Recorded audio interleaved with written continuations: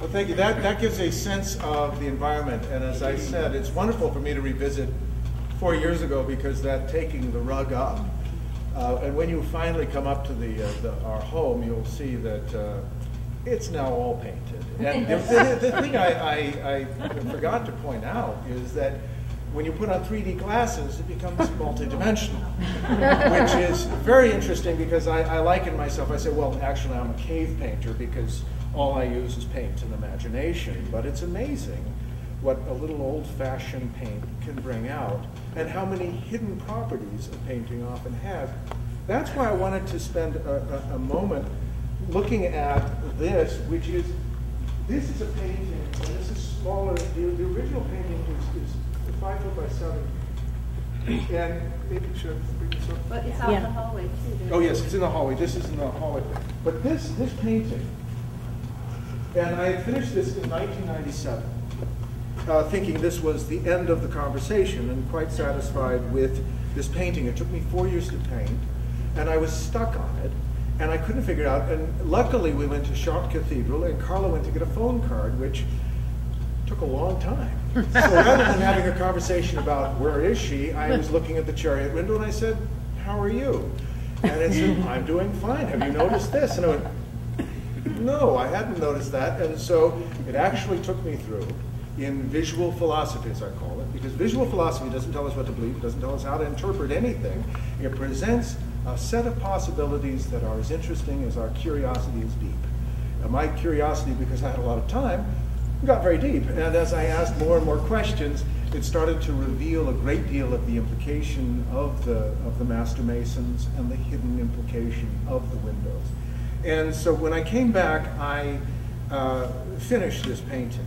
And the reason I bring up the cathedral is because, again, personally I've always been very fascinated with the cathedrals and in love with the feeling you get when you walk into Notre Dame or the Labyrinth of Chartres. That there is a genius afoot in those works that transcends time and truly is what you would have to say, in my opinion, the zenith of the Christian ethos, because it really is, as you look at it, like the Roman architecture is all about the dome, that's about power, but the Gothic is all about the interpenetrating of two spheres and the vesica, or the birth opening between these two worlds. That's why you see Jesus within the vesica, because it's saying, heaven and earth come together. This is why in the Gothic there's this living we, and as a matter of fact, Gothic has been called living, and that's why when I had painted this painting and finished it, I had created cards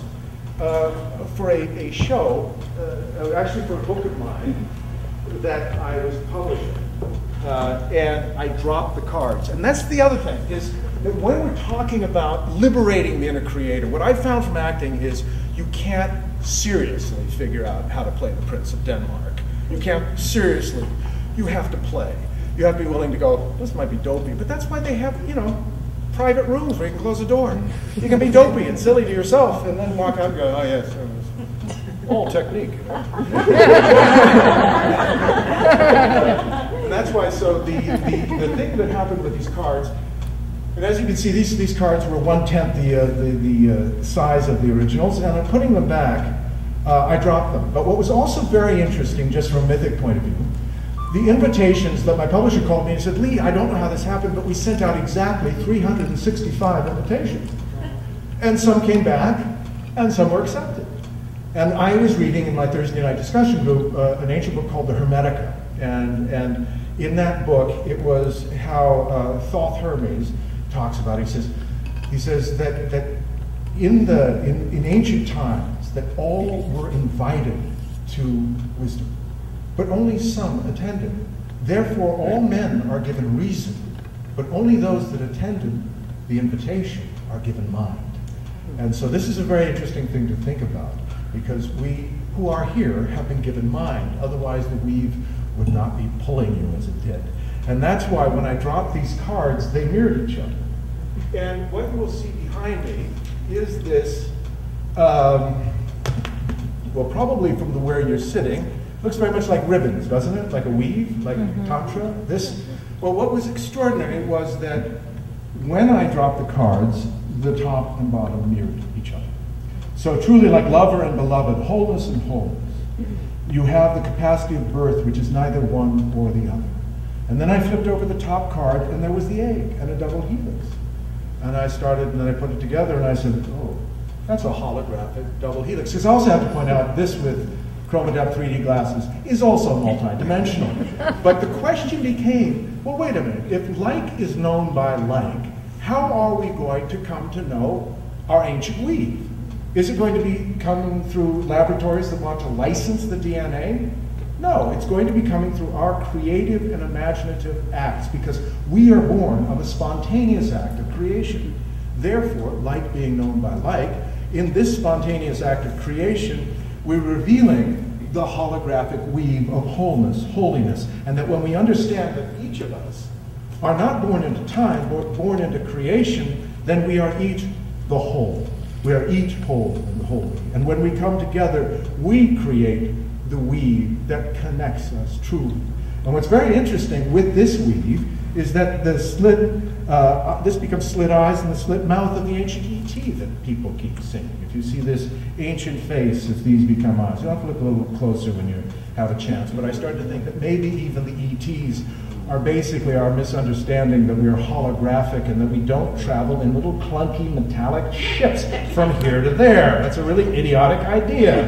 What we do is we actually remember that we are a thought form within a thought form, and that we travel the holographic mental verse by understanding pattern recognition and creating those keys, so that the ancient fullness, our feminine aspect, which is not that which is in time, but truly that which is in fullness, is able to say, ah, through this pattern recognition, now I can take you to this other quality of yourself. You used to think it was a distant planet somewhere beyond time, but you're finding out that no, it's as close as your imagination and as profound as your creativity is willing to take responsibility for. We're not denied ingress into the stars, we just have really bad manners.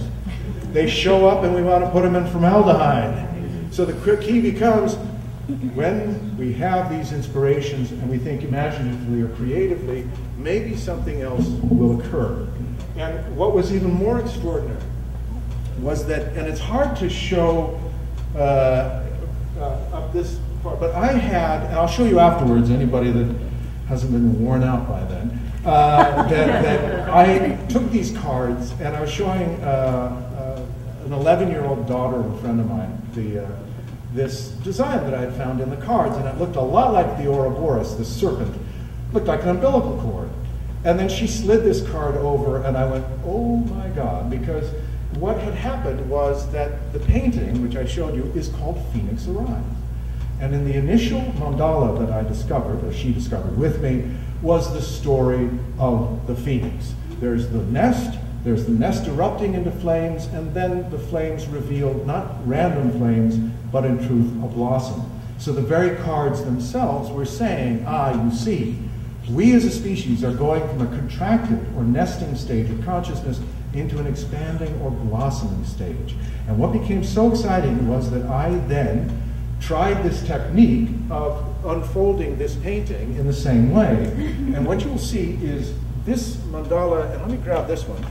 They're in the bookstore as well. And there's also a huge one in the bookstore that you should take a look at, because the one in the bookstore would infinitely build out, and it has 120 cards. I had it up to 360 cards, and it's enormous. But it turns out that wherever this painting's put together, as you can see, it begins to what? Blossom. It begins to show that we are each composed of creation, of wholeness. When did you enter? Did you enter time or creation? You entered creation. Time was secondary. Somebody said, oh, this is the century, this is the time, and this is what's expected of you. That's secondary. Those are the dimensions of consciousness. But what I like to point out is that we enter at a particular time and begin to unfold around a unique nexus. If you enter at another time, you begin to unfold around a unique nexus. And in the past, we have argued over whose dimensions are the true dimensions.